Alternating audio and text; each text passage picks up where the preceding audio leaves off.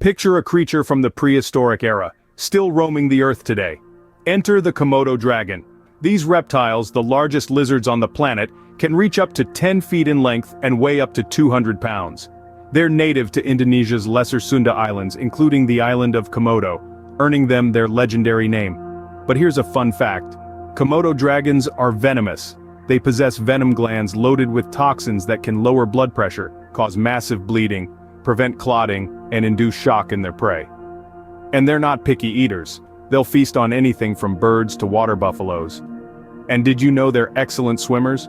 They can swim from one island to another, expanding their territory. And their sense of hearing? Not so great.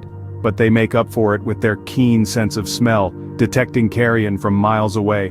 Komodo dragons, a marvel of nature's design, a testament to survival, a living, breathing relic of our prehistoric past.